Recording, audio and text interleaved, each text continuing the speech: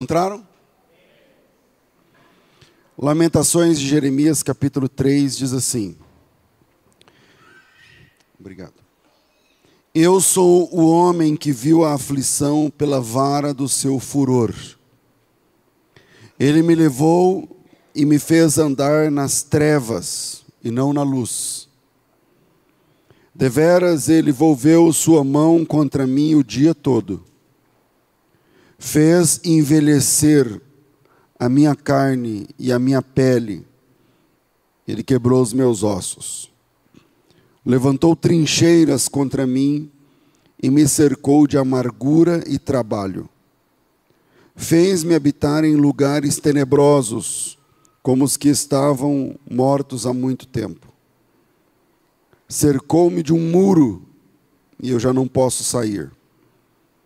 Agravou os meus grilhões, ainda quando clamo e grito, ele exclui a minha oração.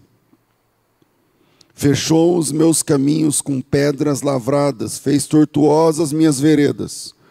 Como um urso de emboscada, como um leão em esconderijos, ele desviou os meus caminhos e fez-me em pedaços e me deixou desolado. Entesou o seu arco e me pôs como alvo à sua flecha. Fez entrar no meu coração as flechas da sua aljava. Fui feito como objeto de escárnio para todo o meu povo, e a sua canção fui o tema o dia todo. Fartou-me de amarguras, saciou-me de absinto, quebrou com pedrinhas de areia os meus dentes, cobriu-me de cinza, fui privado de paz. Esqueci-me do que seja prosperidade.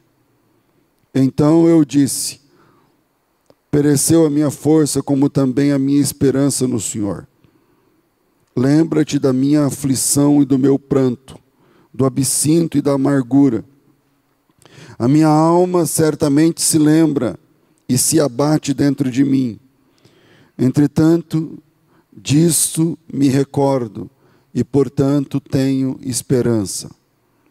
As misericórdias do Senhor são a causa de não sermos consumidos, pois as suas misericórdias não têm fim, são novas a cada manhã. Grande é a tua fidelidade. A minha porção é o Senhor, diz a minha alma, portanto esperarei nele. Bom é o Senhor para os que nele esperam, para a alma que o busca. Bom é ter esperança e aguardar em silêncio a salvação do Senhor. Bom é para o homem suportar o jugo na sua mocidade. Assente-se solitário, fique em silêncio, porque Deus o pôs sobre ele. Esconda o rosto no pó, talvez ainda haja esperança. Amém. Esse texto é um texto pesadíssimo, né, para a nossa leitura devocional. Enfim, dificilmente alguém vai ler esse texto e falar, olha, vamos usar esse texto aqui como uma questão devocional para nós e tal.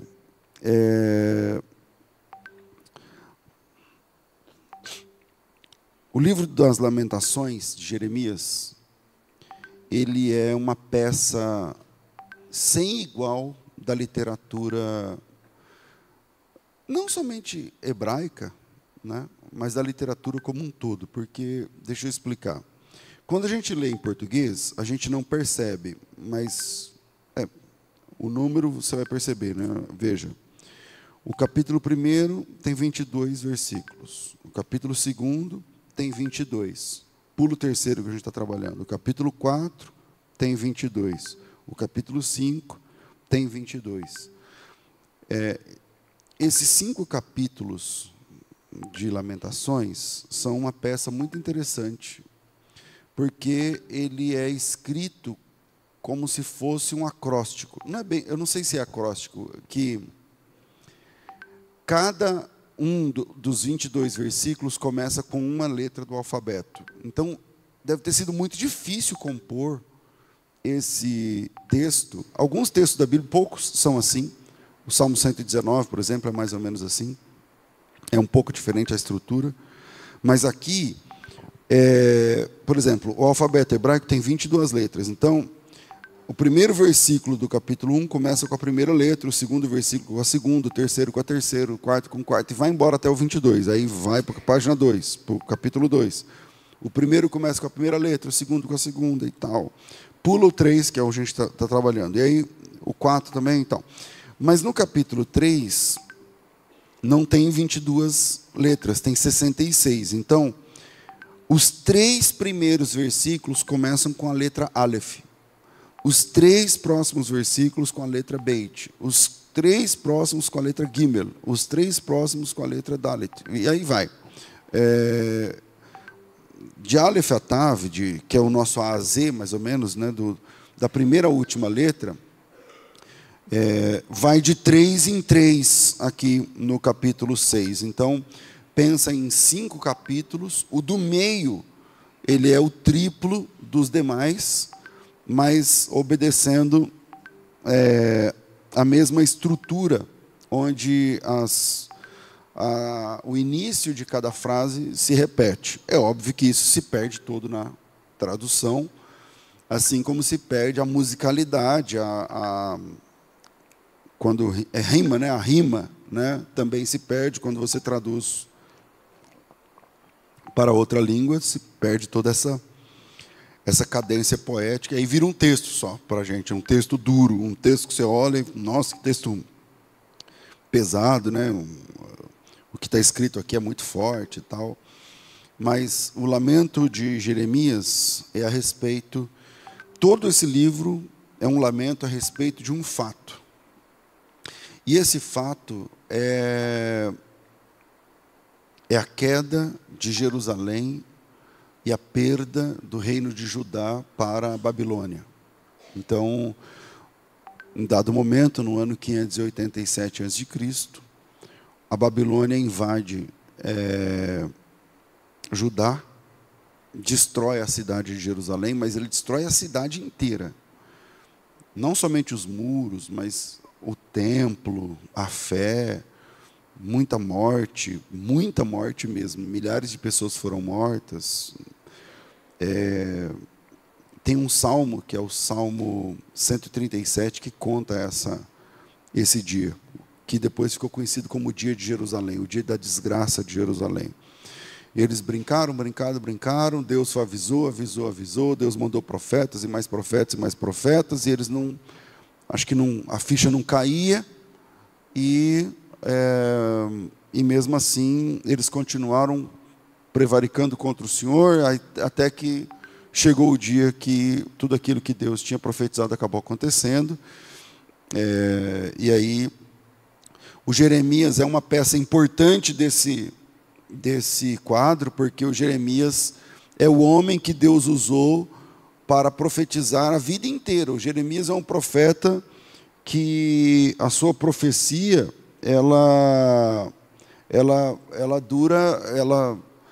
todo o seu ministério profético tem uma finalidade: avisar Jerusalém que eles deviam se converter, se arrepender, senão a casa ia cair.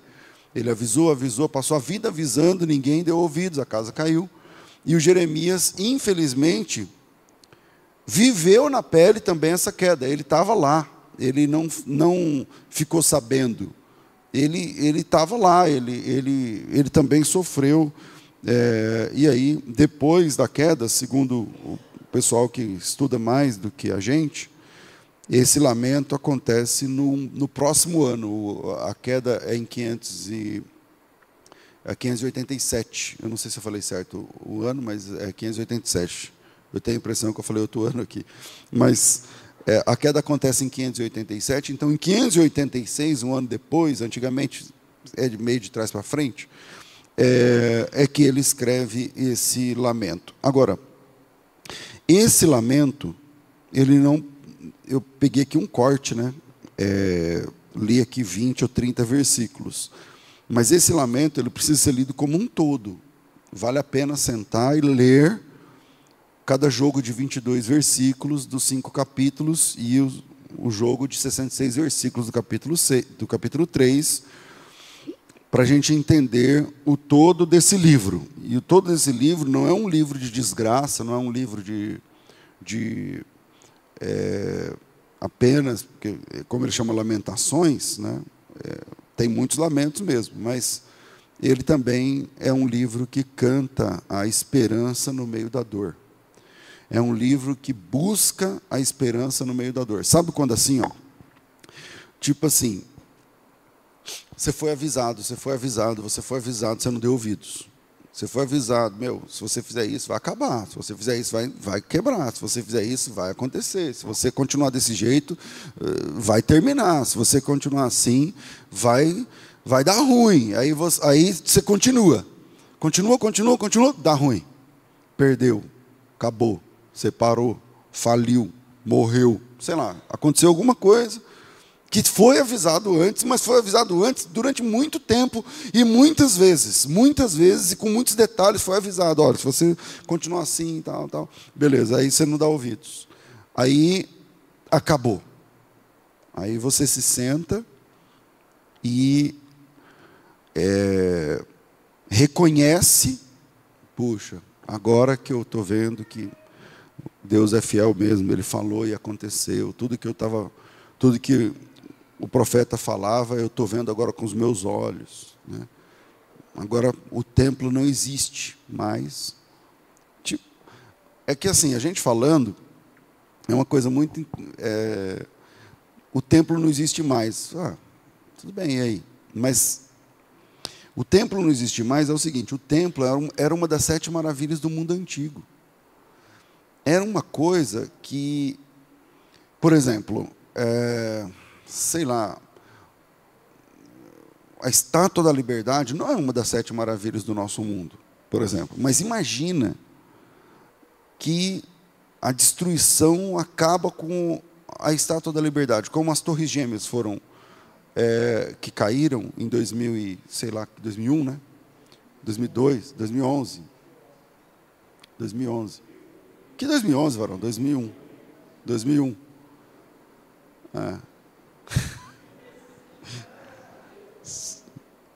Você ainda está no 2011? Mas é 2001. 11 de setembro. Vou falar como os pregadores da pentecostais. Talvez você entrou aqui pensando.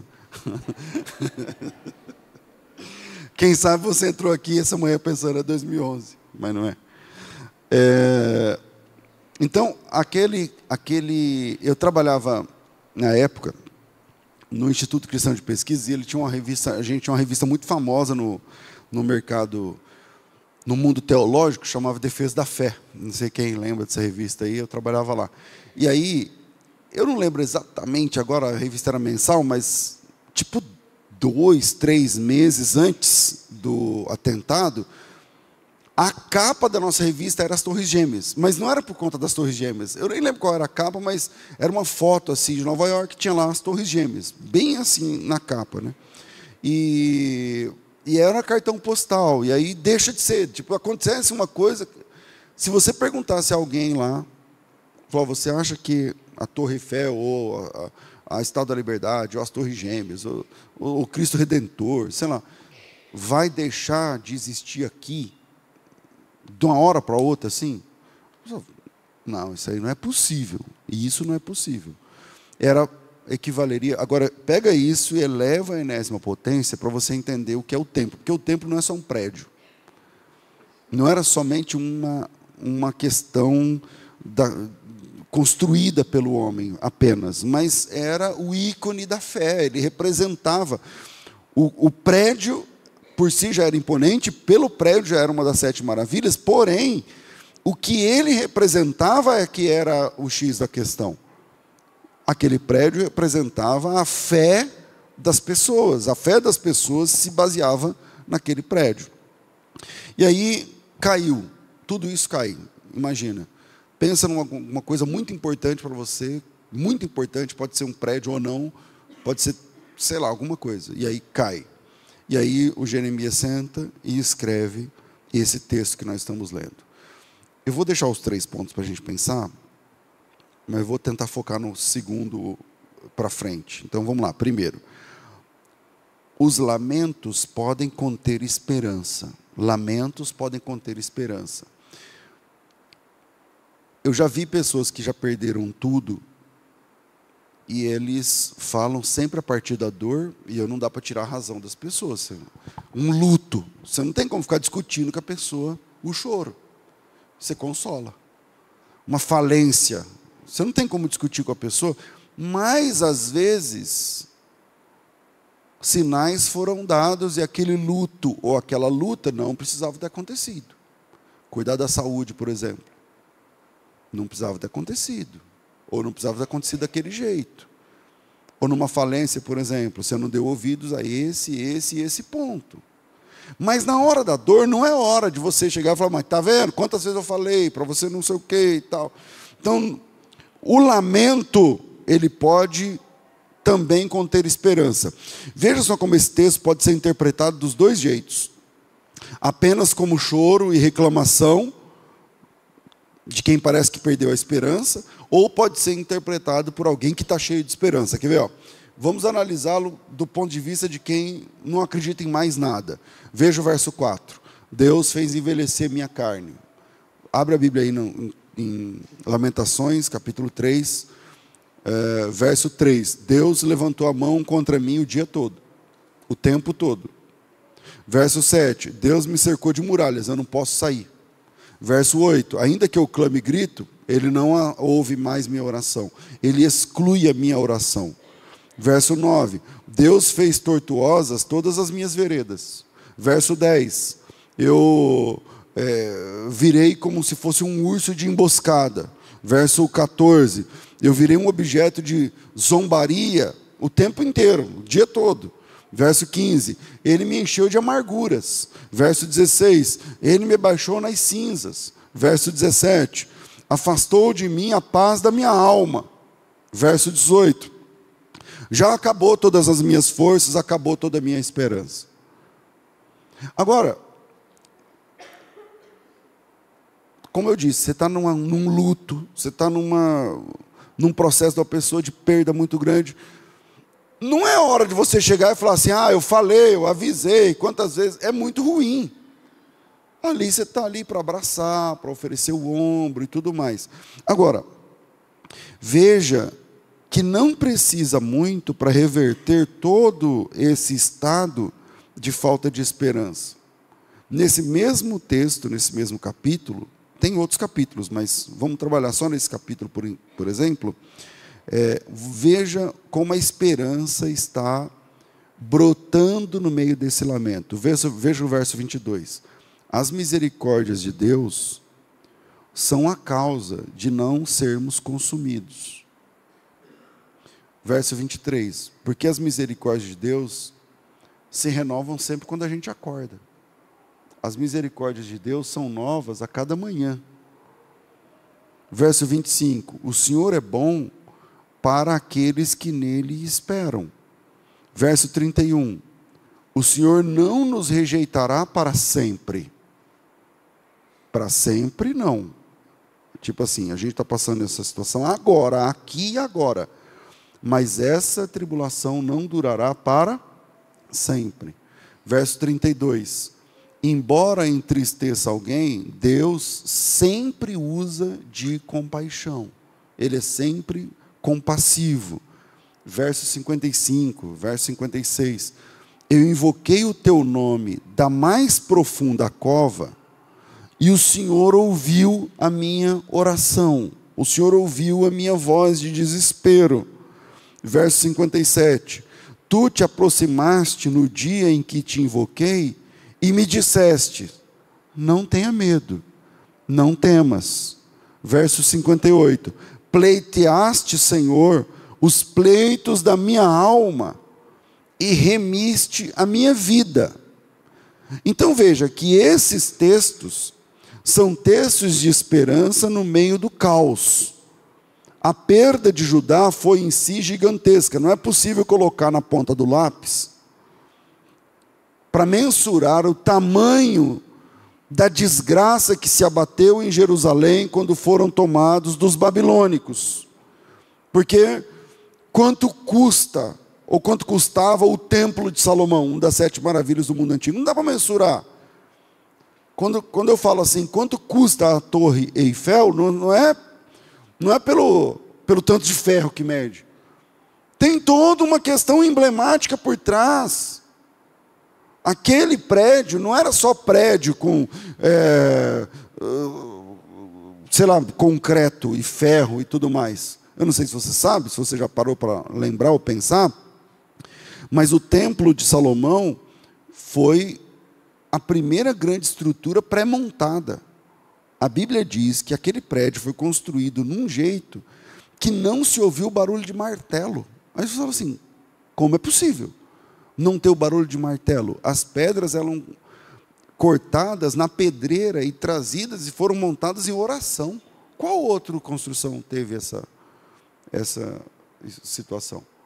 Então não é só o prédio, não é só o concreto, não é só o ferro, mas tudo aquilo que o prédio representava. Logo, não dá para colocar na ponta da caneta e fazer uma conta sobre o tamanho da perda que se abateu em Jerusalém quando perderam para a Babilônia. Não existem condições de contabilizar todas as áreas afetadas, a cidade, o país, o templo, a fé, as famílias, a cultura, a língua, o futuro, os textos, os escritos, tudo isso foi comprometido diante da queda de Jerusalém em um dia, quando Nabucodonosor, com milhares de soldados, entra e toma a cidade.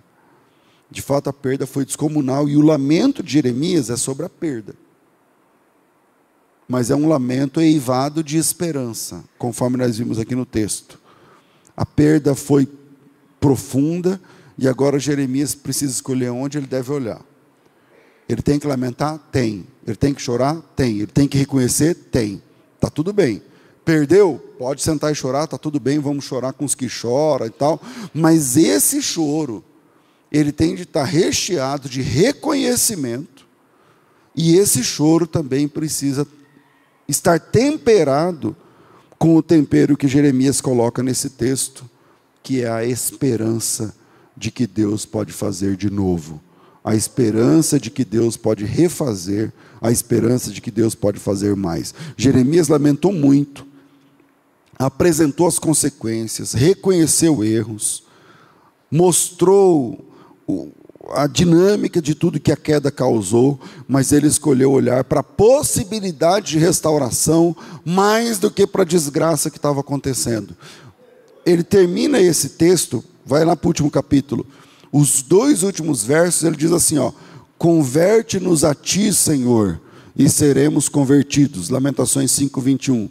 Renova os nossos dias como antes. Agora presta atenção, renova os nossos dias como antes. Tipo assim, pensa num botão, quando você faz assim, ele volta no tempo.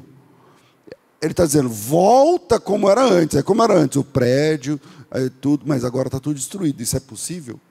Ele está fazendo um pedido aqui que é bem complexo. Esse é o penúltimo verso desse livro. É assim que termina. Com a esperança de voltar a ser como era antes. A esperança de que tudo voltasse a ser como antes. Quem passou por tragédias sabe como esse desejo é legítimo.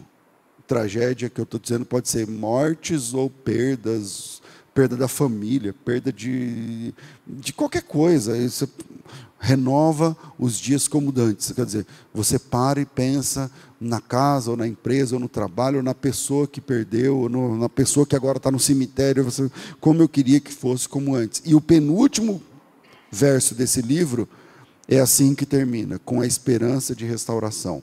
Algumas restaurações são realmente difíceis, dificílimas, aliás, de acontecer. E essa aqui é uma delas. Restaura nossos dias como antes. Espera aí. E o prédio? Essa questão ela é tão complexa. Ela é tão complexa que quando... Você sabe que o prédio foi reconstruído. O templo foi reconstruído. Não estava no meu esboço aqui, mas eu acho que eu não vou ter problema para achar. Quando o pessoal começa a reconstruir o prédio do templo, Eu acho que é Esdras capítulo 3. Deixa eu ver se é isso mesmo. Não, não é. Não vou achar. Eu achei que era fácil, mas não é. Deixa eu ver se é.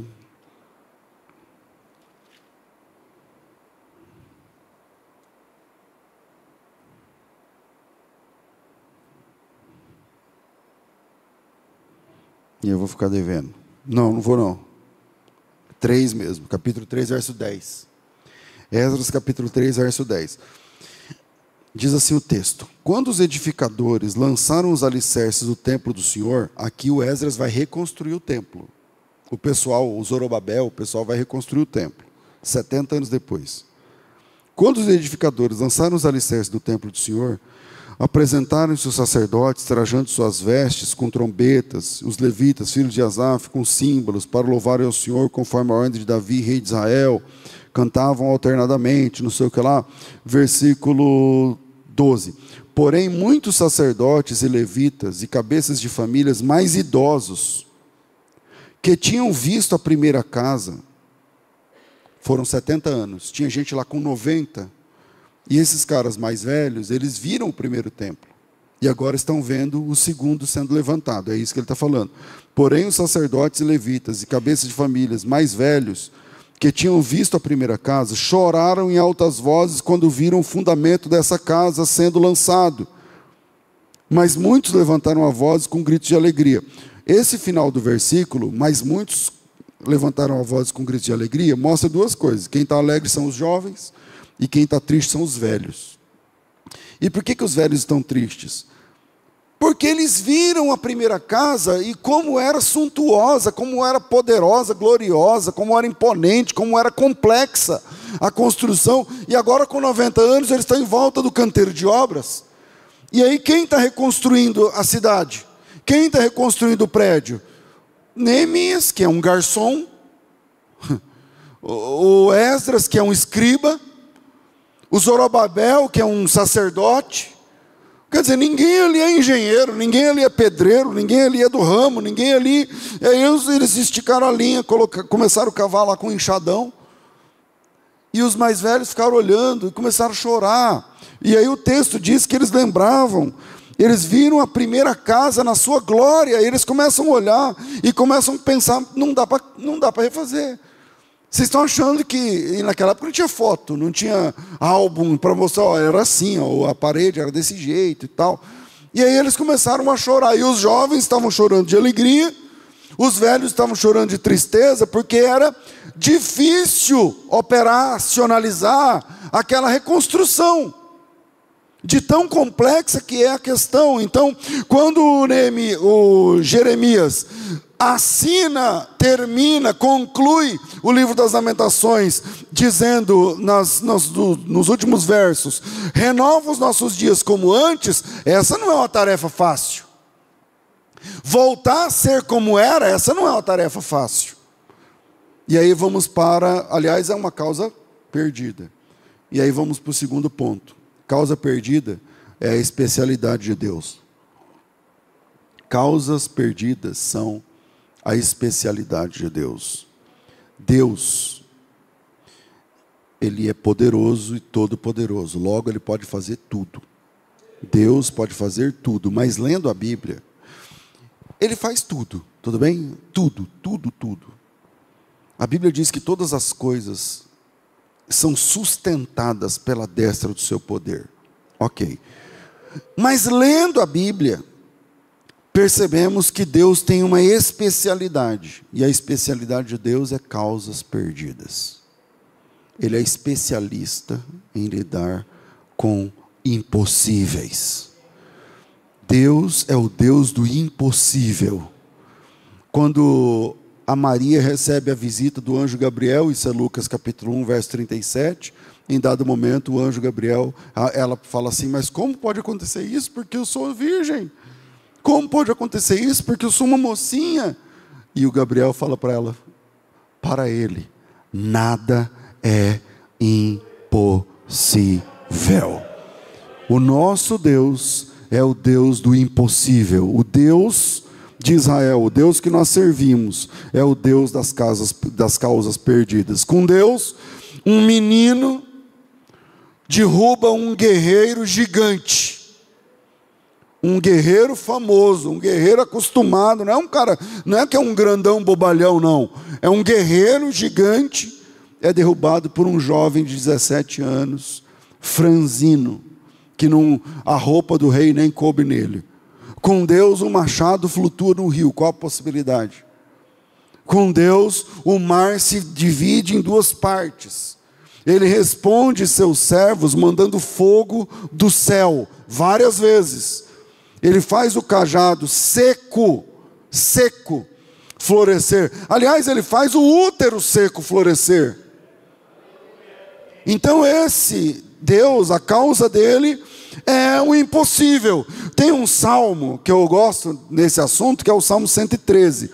É o salmo que começa com aleluia e termina com aleluia. E a palavra aleluia em hebraico é a palavra que é uma palavra que diz louvem ao Senhor, louvem a Deus. E aí começa assim o Salmo 113. Quando abre a sua Bíblia no Salmo 113, ele é curtinho, tem meia dúzia de versículos, e o salmo diz assim, ó: aleluia, louvai servos do Senhor, louvai o nome do Senhor, bendito seja o nome do Senhor, agora e para sempre, do nascimento do sol até o ocaso, louvado seja o nome do Senhor, excelso é o Senhor, acima de todas as nações, a sua glória acima dos céus. Quem há semelhante ao Senhor, nosso Deus, cujo trono está nas alturas, que se inclina para ver o que se passa no céu e sobre a terra. Ele ergue do pó o desvalido, e do monturo levanta o necessitado, para o assentar ao lado dos príncipes. Sim, como os príncipes do seu povo, ele faz a mulher estéril viver em família e ser alegre mãe de filhos. Aleluia! Glória a Deus.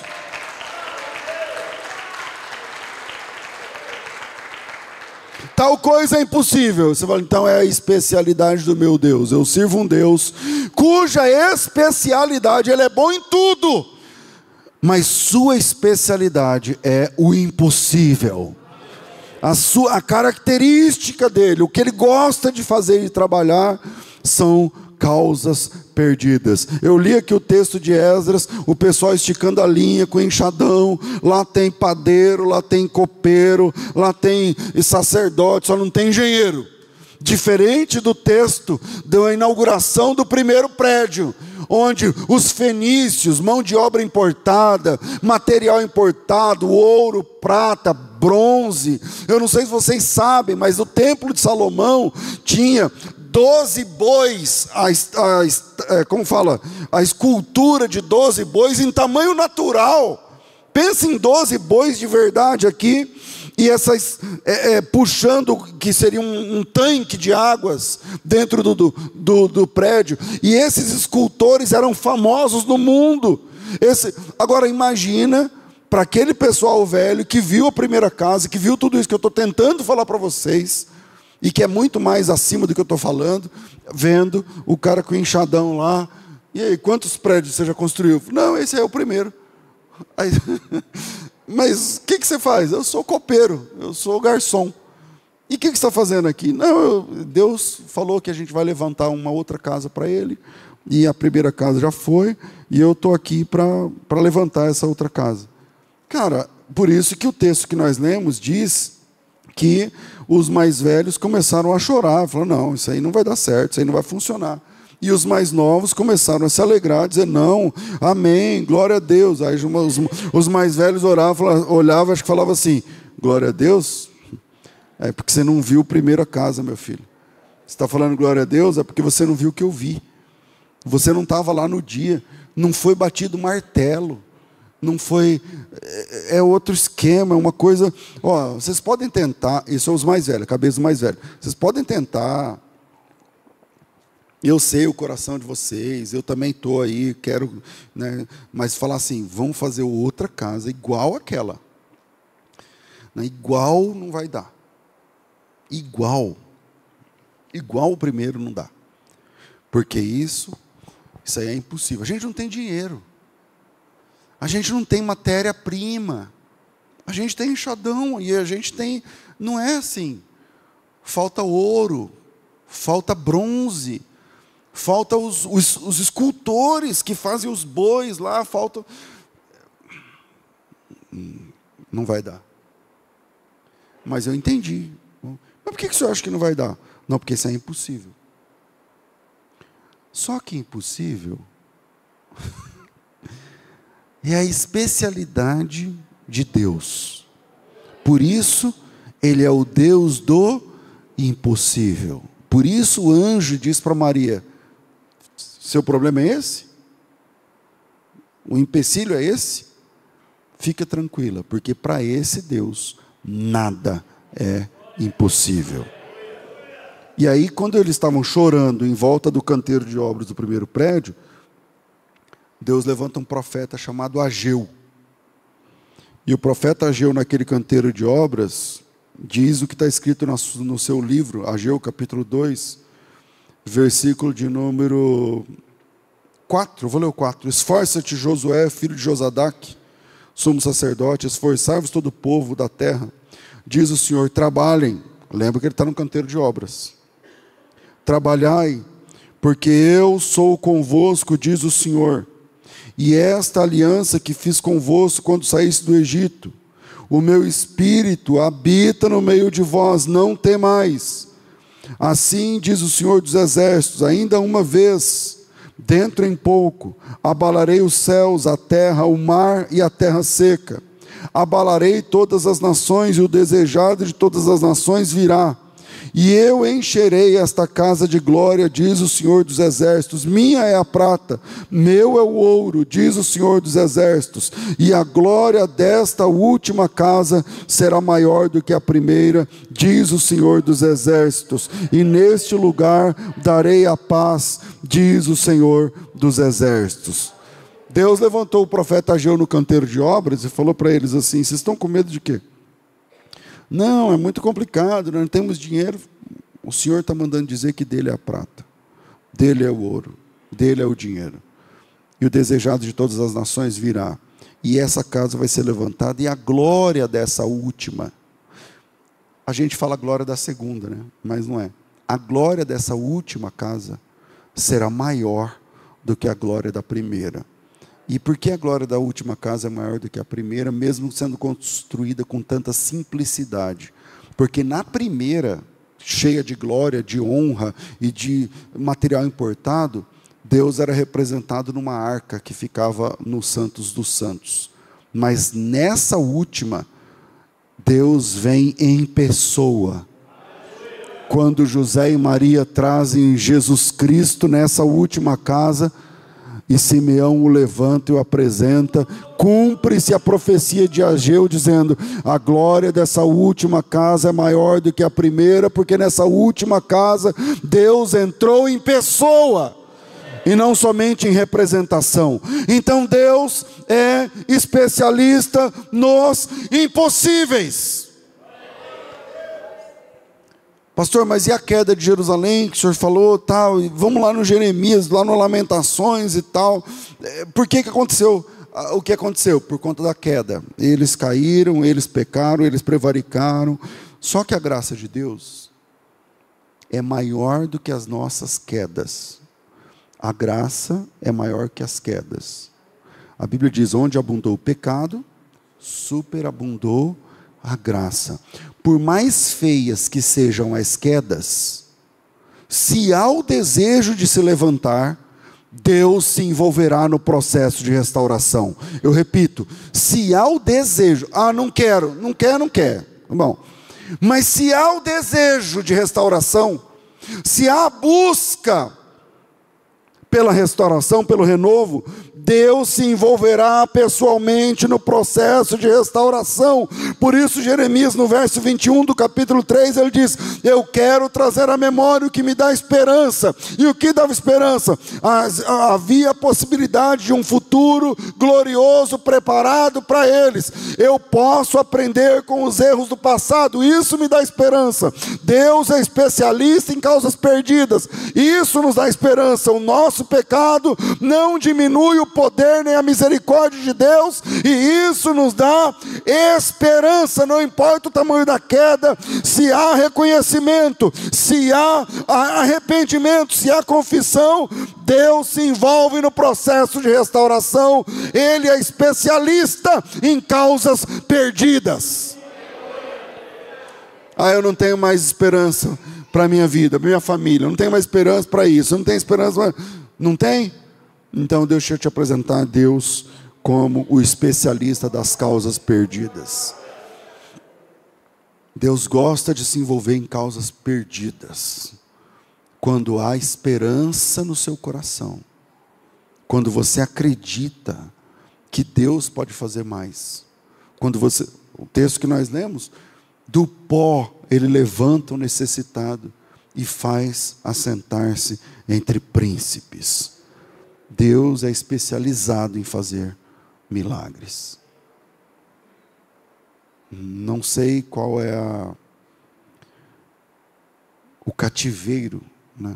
Porque aqui começa, quando Jerusalém cai, é o cativeiro babilônico. E o cativeiro babilônico é muito complexo. 70 anos, pensa assim, todas as famílias vão para a Babilônia. E de lá eles vão viver em outros povos, vão falar outra língua. E são quantos anos? 70. Cara, se você for para algum lugar, não precisa ser longe do Brasil não, pode ser aqui no Brasil. Se você mudar para um lugar e ficar lá 70 anos, seus filhos vão ser de lá, seus netos vão ser de lá, seus bisnetos vão ser de lá, cara. 70 anos. 70 anos. Língua, cultura,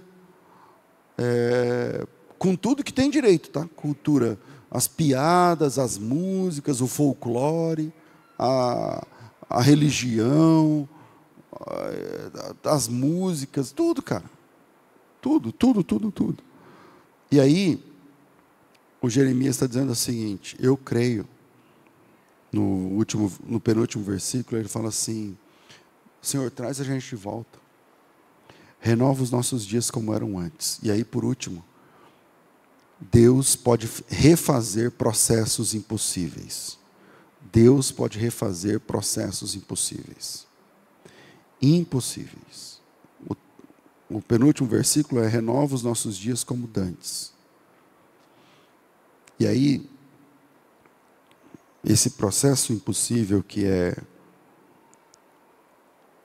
Por exemplo, quem lê esse texto da queda de Jerusalém e não conhece história, imagina que a gente não tivesse internet, não tivesse jornal, mídia, nada, e a gente está aqui no Brasil, igual quando era na época dos índios. A gente não tem informação nenhuma de lá. E aí chega alguém, conta essa história e fala assim para você: isso aconteceu há mais ou menos 2000 e... vou fazer a conta aqui. Isso aconteceu há mais ou menos 2.400 anos. 2000, mais ou menos. Aí você para e fala assim: caramba. Aí a pessoa pergunta: o que você acha que aconteceu com essa cidade? Quem manda nessa cidade hoje? Aí você vai dizer assim: qualquer um, menos Israel. Porque se caiu do jeito que você está falando, o templo foi destruído, todo mundo foi deportado, a cidade...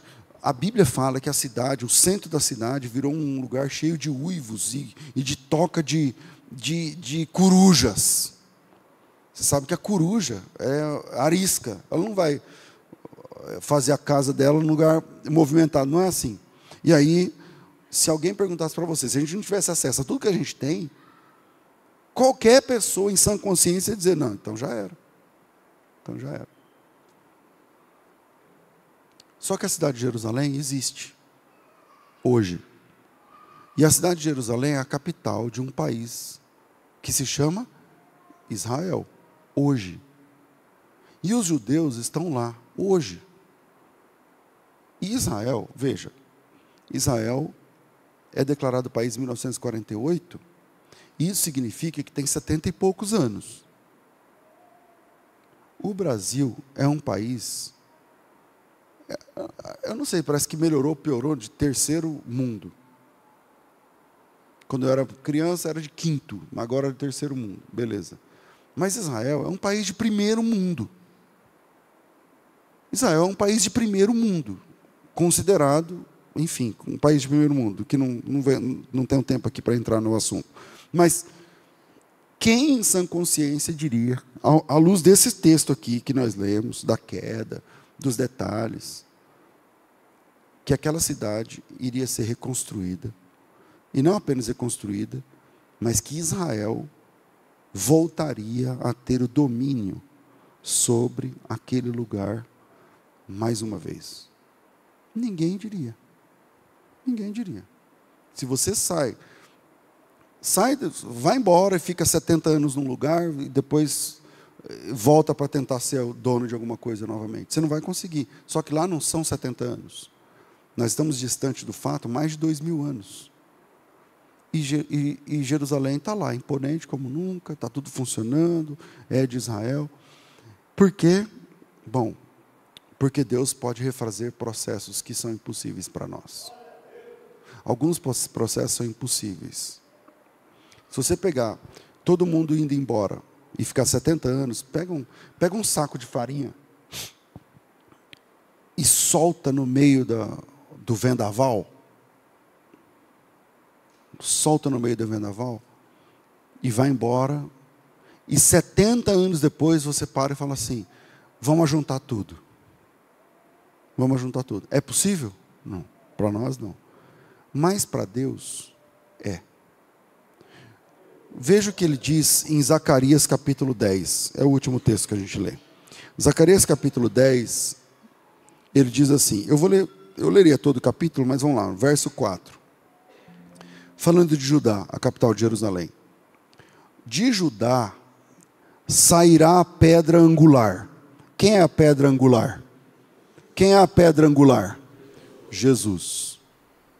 Então, para Jesus vir ao mundo, Judá precisa ser reconstruída. De Judá sairá ainda a pedra angular.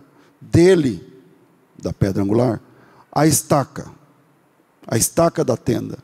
Dele o arco de guerra. Dele sairão todos os chefes juntos, e serão como valentes na batalha, pisam aos pés os seus inimigos na lama das ruas, pelejarão porque o Senhor está com eles, e envergonharão os que andam montados em cavalos. Versículo 6, é o 6, eu fortalecerei a casa de Judá, eu salvarei a casa de José, e os farei voltar, porque me compadeço deles. E serão como se eu não os tivesse rejeitado. E serão como se eu não os tivesse rejeitado. Porque eu sou o Senhor, seu Deus, e eu os ouvirei. Eu fico pasmo com a misericórdia de Deus, porque tipo assim, tudo bem, ele é poderoso, ele é todo poderoso, ele pode, esse saco de farinha que eu falei aqui, 70 anos depois, ele pode trazer todo mundo.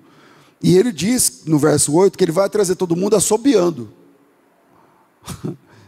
Deus é tremendo, ele vai trazer todo mundo no assobio. Verso 8, eu assobiarei e eles virão.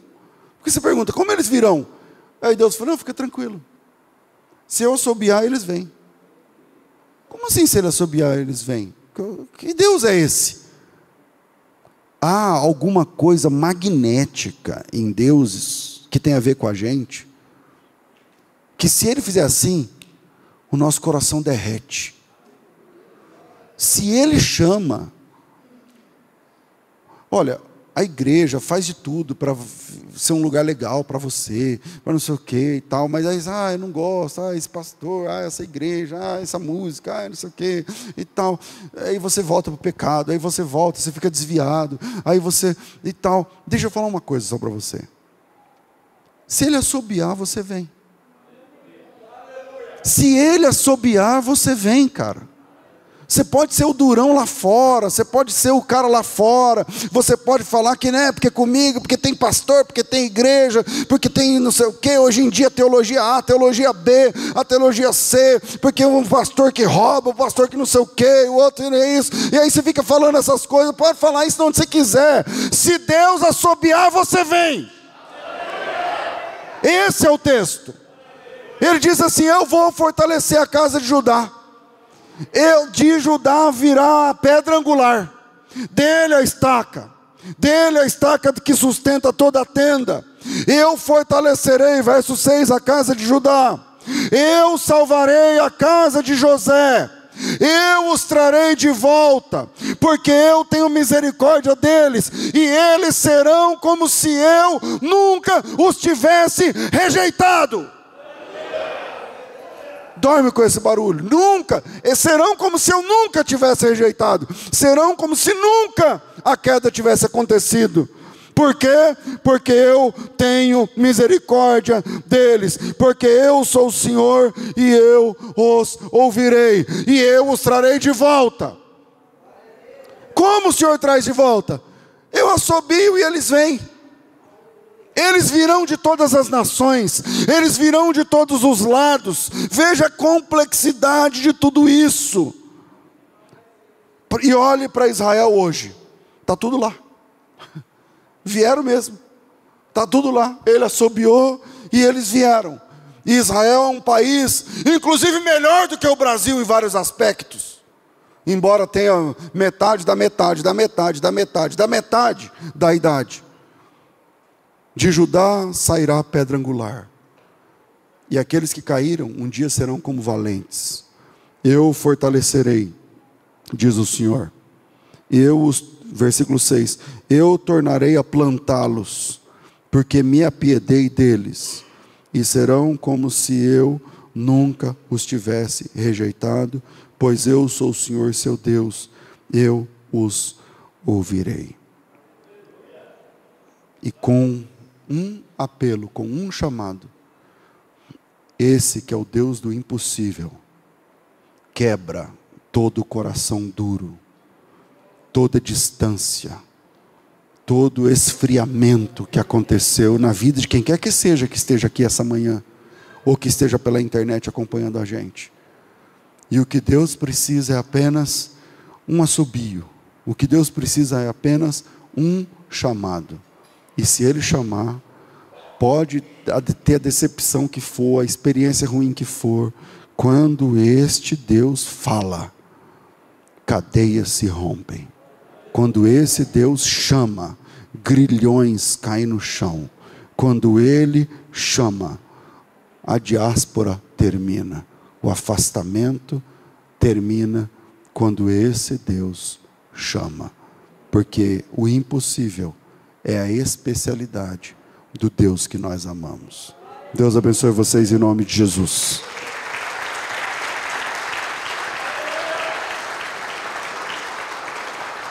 Glória a Deus. Vamos ficar de pé, meus irmãos.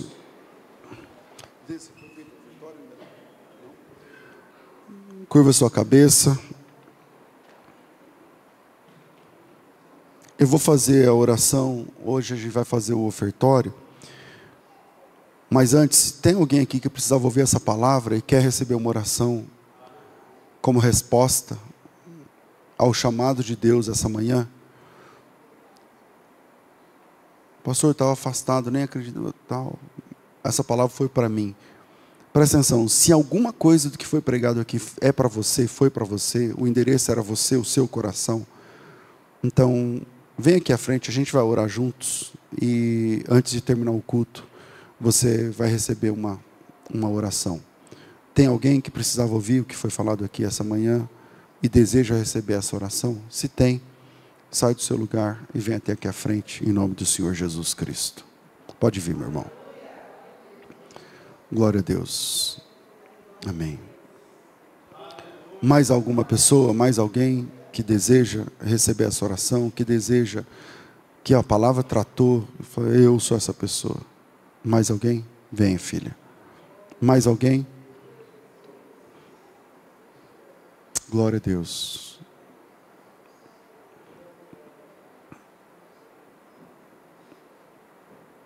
Amém. Senhor, em nome de Jesus, nós levantamos o altar da oração mais uma vez. Aqui estão irmãos e irmãs diante do Senhor, que ouvindo a Tua palavra, entenderam que era um chamado para o Senhor, que era um chamado do Senhor para com ele, para com ela. Em nome de Jesus, faça o que está escrito nesse texto que nós trabalhamos essa manhã. Restaura, Senhor, mas restaura de um jeito que só o Senhor sabe restaurar, sem emendas. Restaura de um jeito que só o Senhor sabe fazer, sem vestígios, como o Senhor prometeu, e serão como se eu nunca os tivesse rejeitado. Em nome de Jesus, abençoe, Senhor, em especial essas vidas. Cada uma dessas vidas tem uma história, tem uma necessidade, tem seus dilemas, suas dores. Em nome de Jesus, visita, Pai amado, restaurando. Visita, Senhor, reconfigurando, recolocando, levantando novamente. Levanta, Senhor, conforme nós ouvimos a Tua palavra, o Senhor levanta o aflito do monturo e faz assentar no lugar dos príncipes. Essa manhã nós entendemos e aprendemos que o Senhor é Deus Todo-Poderoso, mas sua especialidade é o impossível. E em nome de Jesus, aquilo que é impossível aos homens é possível ao Senhor. E faz, Senhor, o impossível acontecer na vida dos Teus servos, na vida das Tuas servas, em nome e para a glória do Senhor Jesus. Sejam abençoados em nome do Senhor Jesus. Glória a Deus. Aplaudam ao Senhor mais uma vez. Volte para o seu lugar dando glória a Deus. Glória a Deus. Amém. Agora sim, eu queria orar por ofertório e Deus falando, não, chama, eu quero fazer a obra, chama aí. E foi bênção, né? Então agora sim, vamos orar acerca do nosso ofertório. Pai Santo e Justo, nós Te adoramos, porque o Senhor é maravilhoso. Uma fortaleza para aqueles que nele esperam, que no Senhor aguardam. Em nome de Jesus, agora no momento do ofertório, queremos investir na Tua obra, no Teu reino, com o coração cheio de sinceridade, de verdade. Em nome de Jesus, dirija o meu irmão e a minha irmã a celebrar o Senhor também no momento do ofertório, não apenas com palavras, mas investindo na Tua obra, no Teu reino, um pouco da prosperidade que o Senhor fizesse chegar a nós. Que seja assim em nome de Jesus. Amém. Amém. Venha.